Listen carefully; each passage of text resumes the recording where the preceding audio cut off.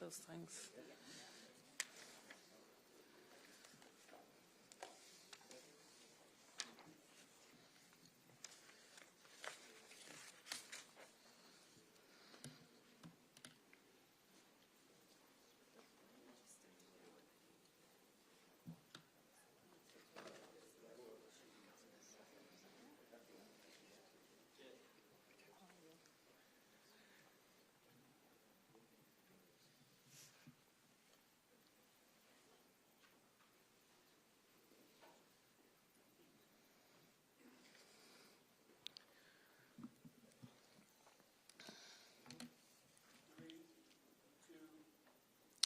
Good morning.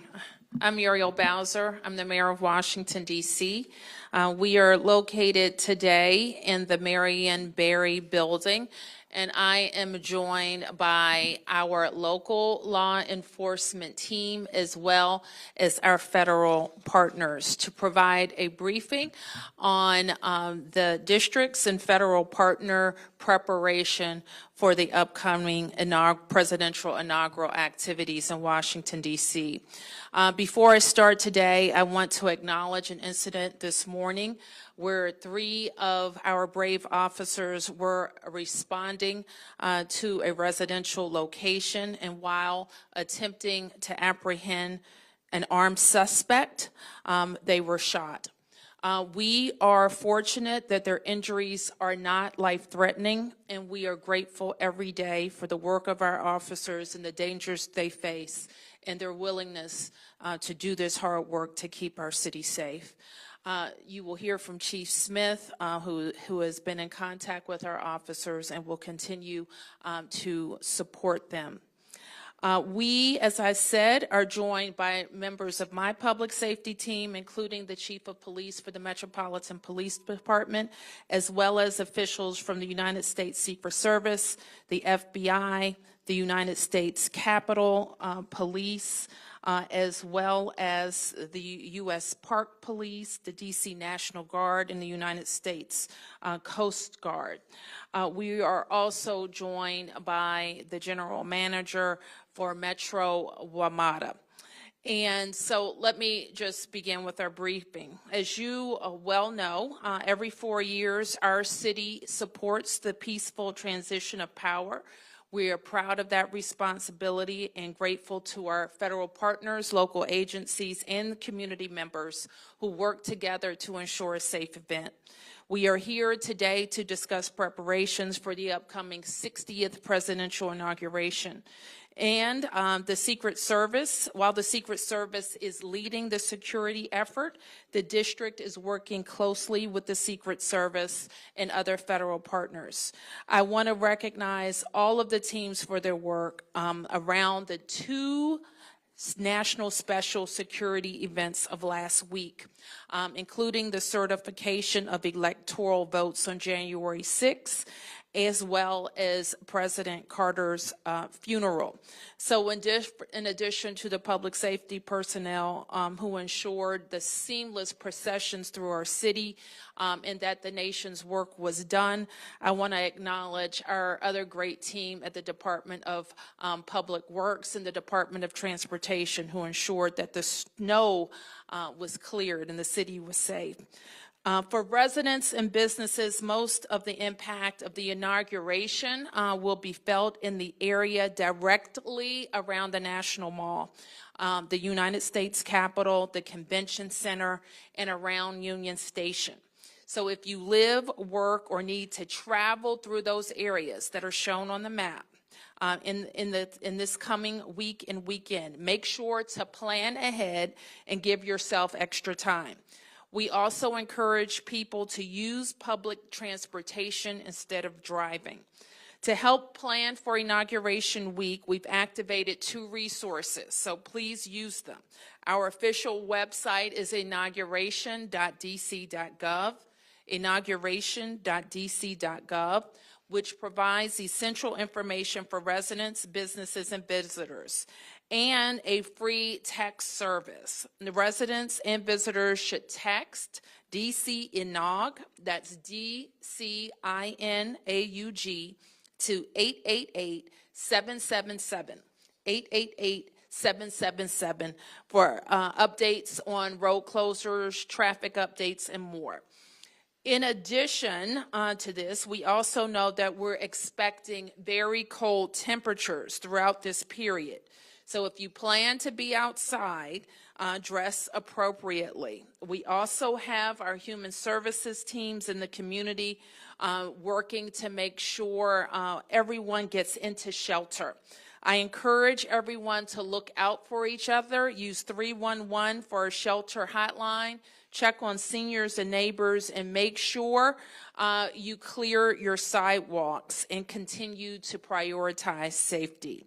So with that, I want to turn this portion of the discussion over to our law enforcement officials, starting with the United States Secret Service, who leads this National Special Security event.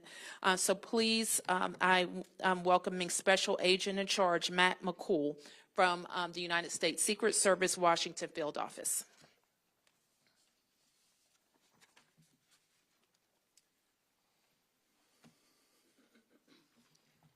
Thank you, Mayor Bowser, for your introduction. I want to start by offering our thoughts and prayers to the MPD officers who were injured this morning. I'd like to thank Chief Manger in the Capitol Police, Assistant Director in Charge David Sundberg in the FBI Field Office, Chief Smith in the Metropolitan Police Department, WMATA's General Manager and CEO Randy Clark in the Metro Transit Police, Chief Taylor in the U.S. Park Police, Major General Andoni in the D.C. National Guard, United States Army Major General Breeding Camp and the Joint Task Force National Capital Region, and all of our outstanding partners in the NCR. Lastly, I want to thank the men and women of the Secret Service's Washington Field Office who have been relentless in their mission to protect our democracy. Many in this group were together just 10 days ago to discuss the operational security plans for the 2025 counting and certification of electoral votes and the state funeral of former President Carter. These events showcase the teamwork and partnership of public safety personnel in the National Capital Region. A week from today, this collaboration will again be on display at the 60th inaugural ceremonies. The upcoming inauguration, which will take place on Monday, January 20th at the Capitol, is the third leg of our Triple Crown. The Department of Homeland Security has pre-designated presidential inaugurations as national special security events. Both the election certification and funeral ceremonies were given this same NSSE designation. This designation allows the federal government, along with our state and local partners, to use all available resources to implement a comprehensive security plan. The Secret Service authors this security plan and coordinates assets with many of the public safety partners in this room and beyond. The majority of NSSEs are held in and around Washington, D.C., meaning everyone here knows what needs to happen. Regular training, constant communication, and the frequency of these events puts us in a position to succeed. The Joint Congressional Committee and inaugural ceremonies organize the upcoming inauguration, which thousands of special guests will attend. These include President Biden, Vice President Harris, several former presidents, Supreme Court justices, and lawmakers from the House and Senate. Hundreds of thousands of attendees will also be on hand to watch the peaceful transfer of power on the Capitol grounds. The public is also invited to view the inauguration from the nearby National Mall. Chief Manger will provide additional information on safety precautions underway at the Capitol. All attendees will undergo screening.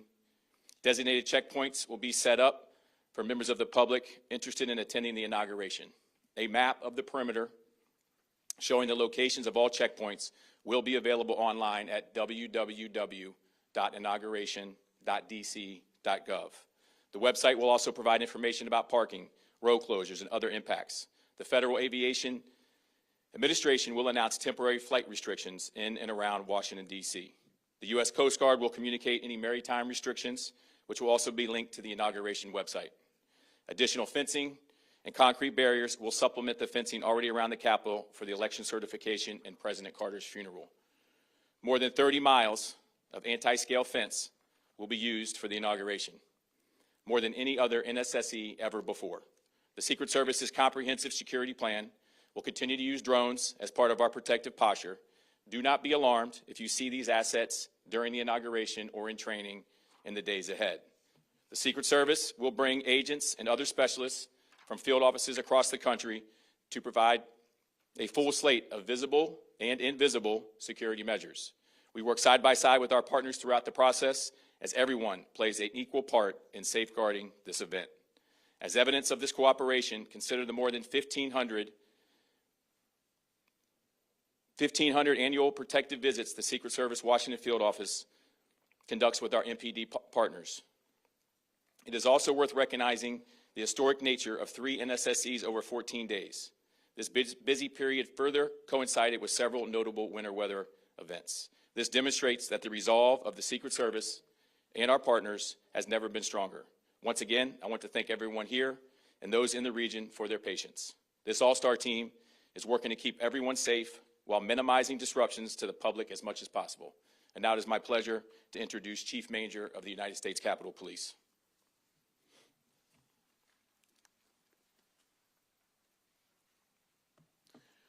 Thank you, Matt. With the inauguration coming up next Monday, many of the security enhancements that went up around the Capitol for January 6th and for President Carter lying in state have remained in effect. And as you heard from Special Agent McCool, the fencing remains up and will be staffed by individuals who, on the day of the inauguration, will be able to assist people in terms of getting in, getting screened, and finding their way to where their seats are. One of the differences between what we expect this weekend and next Monday from the past few weeks is that we expect much larger crowds. There are going to be nearly 250,000 ticketed guests attending the inauguration. In addition to that, there will be folks that are showing up to participate in a number of demonstrations that will be in the downtown area. We have on Saturday the People's March. It will be at the Lincoln Memorial, and they expect there may be 10,000 to 15,000 people at that event. On the day of the inauguration, there will also be demonstrations going on. A group called We Fight Back expects, on their permit said they expect about 10,000 people, and that will be in a couple of locations in the downtown area on Monday. The biggest threat, I think, for all of us remains the lone actor. Just in the past week, while President Carter was lying in state, we had 2 lone actors show up at the Capitol, one trying to bring in knives and a machete, another one who was trying to, what I believe, to disrupt the proceedings by setting their car on fire down in the Peace Circle area. U.S. Capitol Police were able to interdict these folks before they had a chance to do any harm. But that threat of the lone actor remains the biggest justification for us being at this heightened state of alert throughout the next week.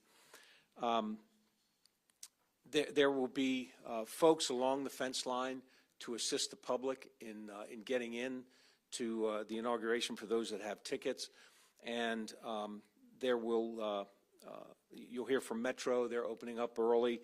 The gates are opening up early, and we encourage people to show up early just because of the size of the crowds that we expect. And I'll close by saying that while we have around 250,000 ticketed guests for the inauguration, there are ticket scams that are ongoing, and people should be aware of the fact that there are these scams going on. So before anybody buys a ticket, make sure that you're getting a ticket from a reliable source, which at this point is mostly a member of Congress or someone who is in a position to be able to have the legitimate tickets. Thank you, Chief. With that, I would like to call Agent Sundberg from the FBI.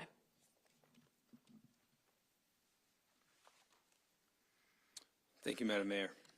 Good morning. I'm Dave Sundberg. Assistant Director in charge of the FBI's Washington Field Office, and I appreciate this opportunity to be here today to discuss the FBI's partnership with both federal and local agencies to prepare for the 60th presidential inauguration. For this event, the FBI has lead federal law enforcement responsibility for crisis management, counterterrorism, and intelligence analysis. For the inauguration, the FBI will operate 2 command posts, one at the Washington Field Office and one at FBI headquarters. These command posts serve as central hubs for employees to analyze intelligence, assess potential threats, coordinate investigations, and surge resources as needed. They will be running throughout the NSSE period. We are not currently tracking any specific or credible threats to the inaugural ceremony or to the Capitol complex. We will continue to work closely with our partners to share information and identify and disrupt any threats that may emerge. As always, we remind the public to remain vigilant and report suspicious activity to law enforcement. We look forward to working with our partners to ensure that these events are held safely. It's my pleasure to introduce Metropolitan Police Department Chief Pamela Smith.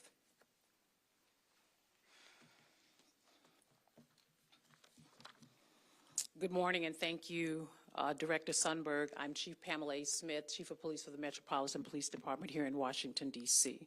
Allow me to begin by just sharing just a few comments about the tragic incident that occurred this morning with our 3 officers. I'm happy to say that they are doing okay. It's such an unfortunate incident when officers are responding to a particular location based on a call, and this kind of incident ensues. Thank you to those agencies and department heads who have reached out. Continue to keep our officers in prayer as they journey to their space of good health. To talk a little bit about the National Special Security event with the 2025 presidential inauguration, what I will say is that there are no law enforcement agencies that are more unified than those trusted with securing the presidential inauguration. And I would like to thank everyone who's here today that have supported this city for their collaboration. Our message today is very direct. We're prepared. The men and women of the Metropolitan Police Department, D.C. government, and our partners are fully prepared for the 60th presidential inauguration. And let me briefly speak to what that means in terms of support. Our entire police department will be activated for the presidential inauguration. In addition, we'll be reinforced with nearly 4,000 officers from across the United States who were generous enough to raise their hands and commit their time to assist the Metropolitan Police Department. Those additional resources will be deployed to manage traffic, secure dignitary routes, and ensure public safety in our city. I'd like to pause and thank those officers who are coming to our city, taking time away from their families to ensure the safety and security of this event. Their commitment to our country, to this city, and their law enforcement partners are admirable. They deserve praise from us all. Also, I want to extend special thanks to their leadership teams for allowing them to come and support us for this event. In addition to the support of the fellow law enforcement partners, we will have 7,800 National Guard members that will be activated across the district to assist with the inauguration. This is not just at the request of the Metropolitan Police Department, but at the U.S. Secret Service and those who are under the Security Special Inauguration event for today, for the upcoming election, inauguration, sorry. While we're focusing on the presidential inauguration, I want our residents and businesses to know that we remain fully committed to delivering comprehensive police services across all 7 of the city's districts during this period. We know we'll be able to rise to the challenge because we've done it before.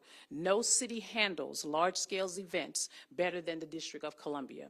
This month alone, in collaboration with our partners, we've successfully secured 2 national special security events, the counting and certification of the electoral votes, and the state funeral for former U.S. President Jimmy Carter.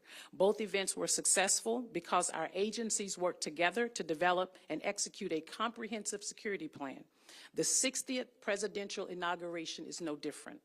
Our inaugural planning committee has spent the past year working with federal and local partners to ensure the proper measures are in place. To those planning to attend the presidential inauguration or post-inauguration events, be prepared for security checkpoints and an extensive perimeter downtown. Road closures will go into effect early Sunday morning, January 19th. We ask that you avoid driving if at all possible and use our metro stations as a better option to get around. There will be several closures that will also impact the areas around the Washington Convention Center, Capital One Arena, Union Station, and the National Cathedral. Details are available at inauguration.dc.gov, and we encourage you to plan ahead. As the inaugural events unfold, our state-of-the-art Joint Operations Command Center will monitor events in real time, leveraging an expanded camera network to manage crowds and security checkpoints. We'll be ready to respond quickly to any situation. And please note that MPD will ensure your right to peacefully protest and assemble. However, I want to reiterate, as I always have, that violence, destruction, and unlawful behavior will not be tolerated. Offenders will face swift and decisive consequences. On last Friday, a group of protesters outside of the National Archives broke the law and began tearing down signage. Our Special Operations Division was deployed and quickly moved in and made 7 arrests, 6 for unlawful entry and 1 for crossing a police line. We will maintain that swift response to any similar activity that plays out across our city, and we will not tolerate any violence. We want people to come to the District of Columbia to enjoy our city, but those who break the law will be arrested and will be held accountable for their actions. We also ask for your help in making sure that everyone stays safe by being an extra pair of eyes and ears. If you see something, say something. Report suspicious activity to 911 or submit tips to 202-727-9099 via text to 50411 or online at iwatchdc.org. In addition to D.C. government's 60th presidential inauguration website, MPD will be providing updates on road closures and security impacts through our social media channels. And finally, I'd like to thank the men and women of the Metropolitan Police Department and recognize their dedication and hard work to support the presidential inauguration. Thank you for your cooperation, and thank you in advance for your patience. Together, we will ensure a safe and successful presidential inauguration. Now, I'll turn it over to Metro General Manager Randy Clark to discuss impacts on the Metro system. Hi, good morning, everyone. As the Chief said, I'm Randy Clark, the WMATA General Manager. I want to thank the Mayor for having us here today with all of our partners. Obviously, a very successful week with 2 national security events, and as the Mayor and I were discussing earlier, a pretty significant weather event, and I think these partnerships demonstrate everyone working together got us through that, and we look forward to doing that again for the upcoming inauguration. I'm going to take a moment and go through generally some pretty significant service impacts, because I think that's going to be the most impactful for people visiting the inauguration and local residents. But just highlighting, you know, this is again not Metro's first inauguration, just like all the agencies up here. Our Transit Police Department is led by Chief Anzalo. This will actually be his 10th inauguration, working both for DC, MPD, and now us. We feel very confident with the measures we put in place, a lot of preparedness. We have 15 other law enforcement transit police agencies around the country, similar to as Chief Smith mentioned, to come in and supplement our workforce. We also have our National Guard partners, which we very much appreciate, and TSA. So probably throughout the Metro system, we'll have over 900 security uniform personnel to keep people safe. They'll be walking trains, they'll be in platforms, bus areas. The whole idea is to get ahead of something, see something, say something, lots of uniform personnel to keep people safe. Additionally, there'll be lots of signage out through all the system, really explaining to people where they can go and where they can't go. I want to highlight WMATA.com/inauguration for people that are really trying to get some granular information. We'll go through that in a little bit more detail. So as Chief Manger said, we did get a request from the Secret Service and the Capitol Police, and we were going to be opening the Metro Rail system at 4 a.m. the day of inauguration to help with crowds. We will have increased service throughout the day as well. On the red line, we expect 4-minute frequency all day long, 8 minutes on all the other lines, and the yellow line we're going to extend to Greenbelt, so we can really connect Virginia, Maryland, and DC all together on those lines. There are some significant station closures, though, at the request of Secret Service as well. McPherson Square Station, Federal Triangle, and Smithsonian, those are on the blue, orange, and silver lines. They will all be closed. The green, yellow lines, we're going to have Mount Vernon Square and Archive stations closed. Now, we are going to run service through those stations. That just means people will not be able to enter or exit those stations. We will be running trains through those stations. There are some additional station closures and entrance closures at other times, specifically Farragut West. Half the station will be open, but we will have entrance open. At Metro Center, the same thing. Gallery Place, Judiciary Square, and in Union Station. So there's obviously other events outside of inauguration going on. Again, WMATA.com/inauguration for those specific things. We'll also be posting everything on social media, and we encourage people to follow Metro Pulse. So significant amount of rail impacts throughout the multi-day process. We also have 41 bus detours throughout the whole downtown area. I think it's fair to say if you have to go downtown, like the mayor said, please prepare and try to find alternatives as best as you possibly can. A couple other quick highlights we're going to do. We encourage people to pay with either a Smart Trip card or on your phone. You could just tap your like Apple Pay and go. The other thing is we are coming out with our inaugural commemorative Smart Trip card with President Trump on it. It's going to be available at 16 stations, and I believe we're posting those at stations on January 15th. Lastly, I just want to thank all the Metro staff, just like every other leader up here. This is an incredible partnership. I've been in multiple cities dealing with a lot of events. There's nothing better than how it's done here in the National Capital Region. But the men and women at Metro have been working nonstop for over a week, dealing with 2 snow events, 2 national security events, and just running regular service. So just want to take a moment and recognize all their hard work, and thank you. Thank you, Mayor. Thank you. I also want to recognize that I've been joined by the city administrator for the district, Kevin Donahue, the director of DC Homeland Security, Clint Osborne, and the deputy mayor for public safety and justice, Lindsay Apia. So with that, we'll take a few questions. Yes, please introduce yourself. And I think you have a microphone coming.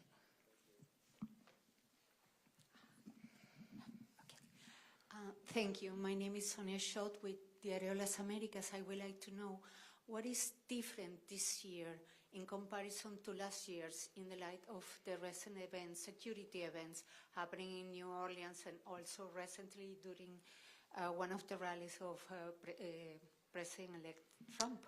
Let me ask Agent McCool to address that.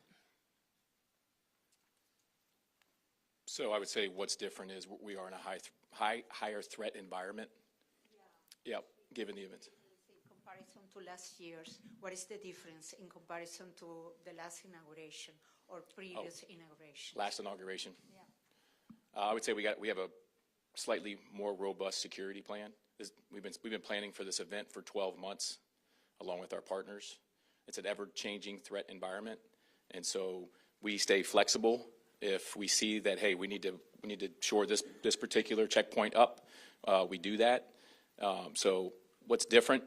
We've learned. This is our 5th NSSE this year in the Washington field office. We've done 83 NSSEs. Each one we take a look at, and if there's areas where we need to improve, we do it. But what I can tell you is that we are 100% confident in the plan that we have put in place for this inauguration, that the public and our protectees will be safe. And can you give a number of people who are going to be put in place in order to law enforcement agents also? So there'll be approximately 25,000 law enforcement and military personnel on site to secure the event.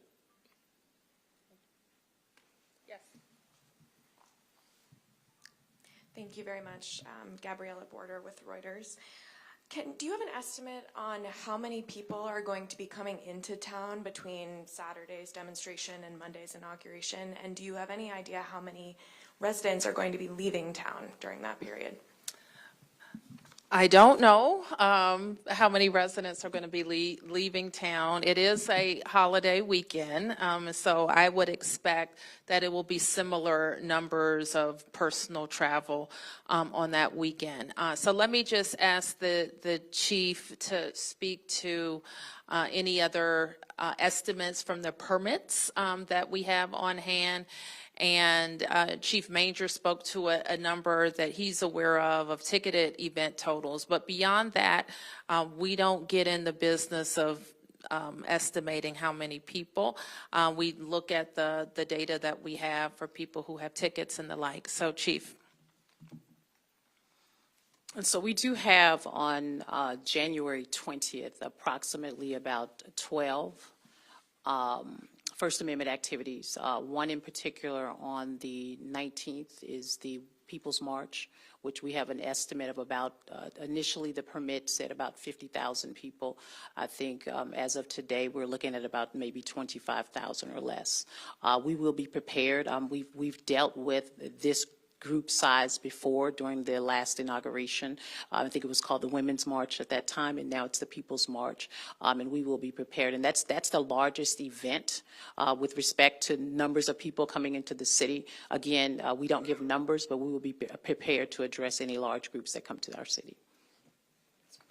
And between the People's March and the large crowds of Trump supporters that are going to be coming into the city, are you aware of any counter-protests or potential for tension between these groups of people, and what measures specifically are you taking to ensure that everyone can voice their thoughts safely in a very politically volatile weekend? Well, as I've stated before, we want people to come and voice their opinion safely. We have our civil disturbance unit. Every team will be activated here across the city.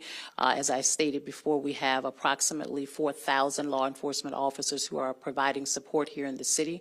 And we also have the opportunity, we have the Council of Government, where we are an association of police chiefs in this region. So if there's any support that we need, we know how to break glass and ask for those resources in a very quick and swift manner. Any other questions? Yes. Oh, here we come. Thank you. Nathan Worcester, Epic Times. You mentioned that there was no specific or credible threats, and you mentioned, Chief Manger, that there was more of a concern with a potential lone actor. Are there any indications that there could be groups similar to the ones who showed up at the DNC this summer and refused to disperse, leading to dozens of arrests?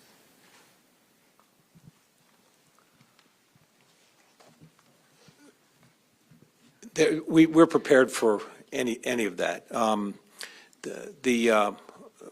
of the precautions we've taken is the security fence around the Capitol complex, and we're hopeful that that'll keep any of the protests from getting too close to the Capitol.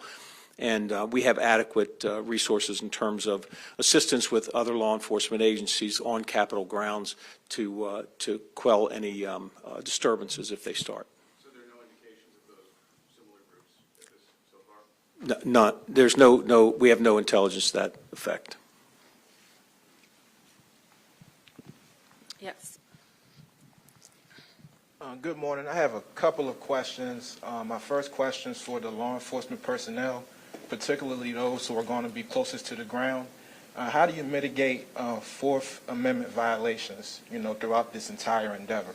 Just given the fact that this is a polarizing time, we have two groups, a lot of people going at it on the ground. What's the strategy as far as mitigating that so that people don't feel like they're being singled out? And I'm just speaking because those were similar sentiments back in 2020 at the height of the George Floyd protests. Chief? Well, Sam, thank you for the question. I think right now, we're in two different time periods with respect to what was happening around the George Floyd time period and where we are today with respect to Fourth Amendment and with respect to how we engage with the community. I think we have come a long way with bridging the gap between how we deal with our residents and even the groups. I mean, if you notice here in the city, we allow peaceful protests all the time. But when it comes to violating the law, we're just not going to tolerate it. I've given my team direct orders as of last week. Anyone who thinks that they can come into this city to destroy property, we will be prepared to deal with them or destroy our businesses. We want people to come into our city. I think we train, if not annually, biannually on Fourth Amendment. I, in particular, have had many conversations with our U.S. Attorney's Office, and I brought them into our police department to also provide us with additional training around Fourth Amendment. So I think we'll be very prepared to deal with any Fourth Amendment issues that may arise. For me or for the mayor? Go ahead. And I don't want to get tangential, but with the MLK holiday coming up, and with the recent federal complaint levied against the empowerment program here in D.C., what is on your mind as a mayor? Federal complaint about what? Federal complaint about an affinity program for black girls in D.C. There's a parent group that is that filed a complaint against that last week. Okay, I'm not familiar with that. No problem. But it's in line with the DEI pushback that's been happening over the last couple of years. And seeing as though we're celebrating Dr. King's birth, and you as a black female mayor are a beneficiary of what he has accomplished, what is on your mind coming into this time where Trump is coming into office and we have the GOP targeting programs that are meant to protect our black and our affinity? Well, there's a lot on my mind, but right now we're focused on a peaceful transition of power and the district working with federal law enforcement partners to ensure that that happens. I think there's going to be a lot of time and space for policy discussions, both those policy discussions where there's agreement and where there's disagreement. Obviously, in Washington, D.C., we embrace our values that that make us a strong and diverse city. Who else has questions? Yes. Hold on. That was the last question. Next question. Next question. Two questions. First for the chief. I know you mentioned other agencies coming in to help. For residents here, when can they start to expect to see those other police forces, and when can they expect to see them leave the area? Don't you want to keep them around? So I think we will most likely see them coming in roughly around the 18th and or the 19th. We did ask if we could have a group that would come in earlier to help support us for the People's March, and roughly around 100 or so officers. And I'm assuming right after the inauguration, as long as nothing else transpires beyond that date, we anticipate releasing them to go back to their home states. One more question, if I could, for the mayor. I know we're starting to see numbers come in as far as the cost for building the stage outside the Wilson building for the inauguration. For residents that are concerned about spending $1.5 million on that instead of, using those dollars locally for programs, what do you say to them? We do it every 4 years. I hate that the costs have escalated, but if you can imagine those costs escalating, think about our schools, buildings, our road projects, and everything else that the district builds. And then you'll understand some of the pressures we have with our capital budget. So things are more expensive, and I think people recognize that as the host city, and the importance of us having our building on Pennsylvania Avenue and being the only jurisdiction that can participate in that way is powerful. So while I don't like that the costs have gone up so much, I think it's important to do it every 4 years. Any other questions here? Catalina with Telemundo 44. I wanted to thank you for giving us that update on what happened this morning. I was wondering if there's any more information on the suspect. Is mental health, was that a factor? Anything else you can share? I only know anecdotally that it would appear that the resident did have some mental health issues. I hesitate to say that because that's not, I didn't get my medical degree yesterday, but we are concerned that that was a problem. Yes. Chief Smith. There you I go. got the- Okay, I just didn't know where you were. Chief Smith, you say that your department is prepared, but I want to note that just a little while ago, the FOP, Greg Pemberton, has put out a press release in which he notes that the size of the force is its lowest in 50 years, that you're using excessive overtime, which is leading to exhaustion and mental exhaustion and physical exhaustion by these officers. And he says, quote, "It has reduced the effectiveness of the force." And I wonder if you have a comment on that. Well, I think that one thing that I will say is that we are low in numbers, and I don't think that's any different from a lot of the other partners that are here today.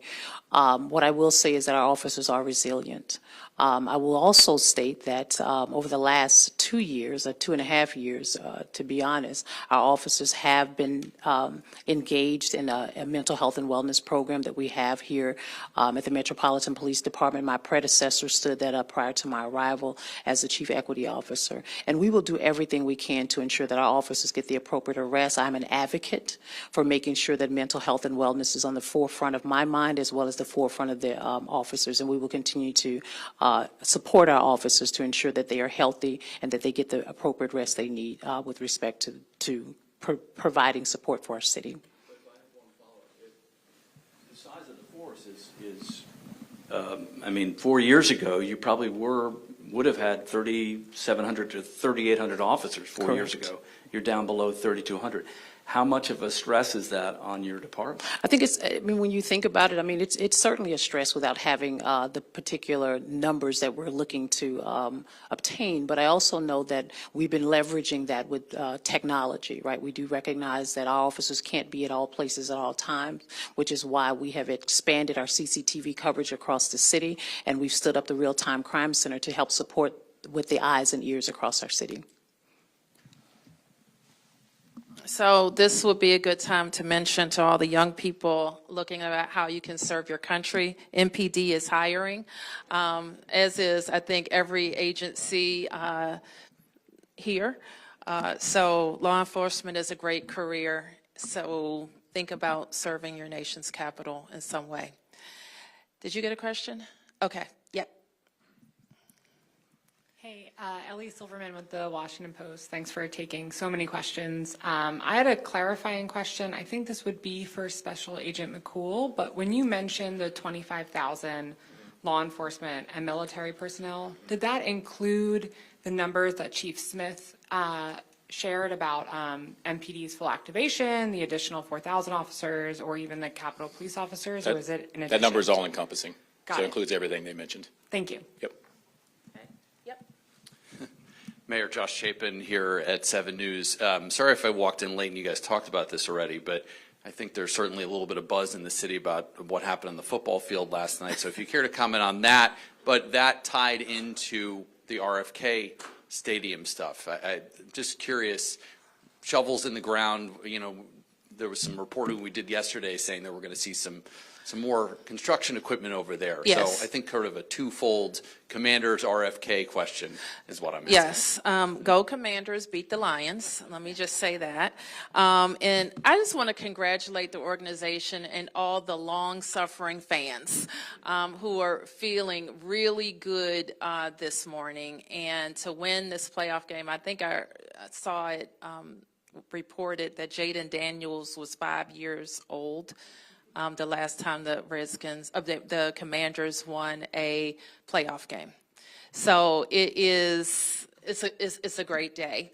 And it is true that the city through Events DC will begin demolishing the current stadium. It has been long planned and discussed and permitted. It's going to be a selective demolition, which means it won't be a big implosion. It's going to happen over the course of many, many months. And you'll begin to see construction equipment and materials there. All right. Yes. Hi. Rebecca with 7 News. I guess this would be a question for Secret Service and for potentially Capitol Police. If you can paint a picture for folks either new to the area or are unfamiliar with NSSEs, layman's terms, what can they expect visually and as well as invisibly? Are we talking State of the Union level security? If you can paint a picture for us. So we don't discuss all our means and methods, but I can discuss what they will see. So they will see lots of anti-scale fence. They will see tactical teams. They'll see CDU units. They'll see officers and agents on rooftops. They'll see checkpoints. They'll see road closures and barriers and concrete. That's what they can plan to see. Answer your question.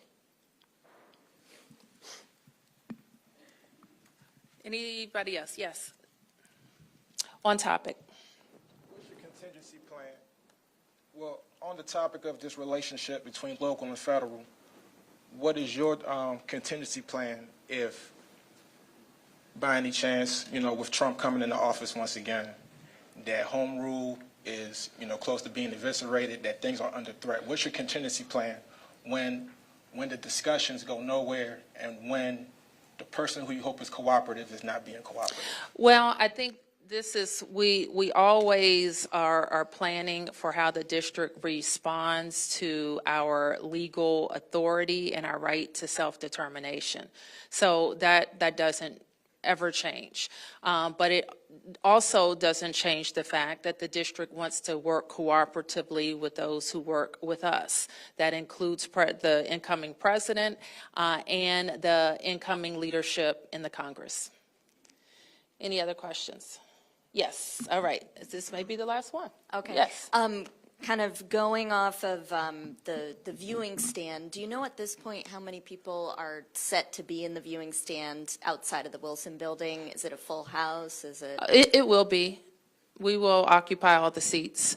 And in addition to that viewing stand, we also support the Presidential Inaugural Committee with building the viewing stand across from the White House and the media stand.